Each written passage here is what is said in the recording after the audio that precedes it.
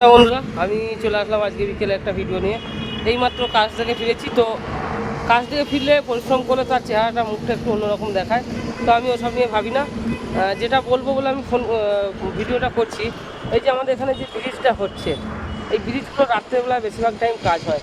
ঠিক আছে, এখনও এর যেগুলো সাইড ওয়াল আছে, সাইড ওয়ালগুলো ঘেরা বাকি আছে।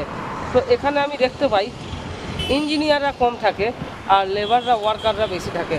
এর কারণ কি জানি না, সবসময় ওয়ার্কাররাই কাজ করে, ইঞ্জিনিয়াররা কম থাকে।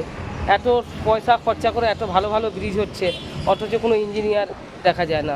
হয়তো ইঞ্জিনিয়ার পরে প্ল্যান করে, রাত্রেবেলায় প্ল্যান করে রেখে দেয়, কিন্তু তবু তো এখানে ইঞ্জিনিয়ারদের থাকা দরকার। সরকার এত পয়সা খরচা করে হাইওয়ে ব্রিজ বানাচ্ছে, ঠিক আছে।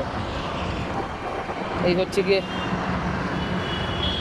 জানি না ঠিক ওদিকটা আবার ইঞ্জিনিয়াররা কাজ করছে কিনা, ঠিক ওই সাইডটা দাঁড়িয়ে দাঁড়িয়ে করছে কিনা জানি না। এখানে মানুষের এত রাস্তা যানজট, এখানে গাড়ির চাহিদা এত প্রচণ্ড ছিল। এখানে ওভারব্রিজটা প্রচণ্ড দরকার ছিল।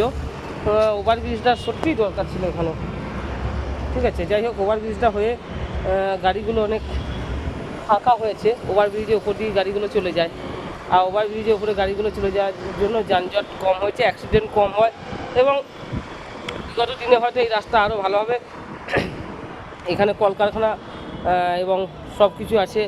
এখানে মদের কোম্পানিগুলো আছে, এখানে সিমেন্ট কোম্পানি আছে, এখানে রড ফ্যাক্টরি আছে, সোনা বিস্কুট ফ্যাক্টরি আছে। এই ডানকুনি দুর্গাপুর রোডের সমস্ত এই দিকে কোম্পানিগুলো, সমস্ত কোম্পানি আছে। তো রাস্তা এখানে উন্নত সত্যিই দরকার। এত ট্রান্সপোর্ট অফিস আছে যেগুলো এই কোম্পানি গাড়ির থ্রুতে এগুলো যায়। তো এখানে অফিসগুলো খুবই দরকার, সত্যিই দরকার।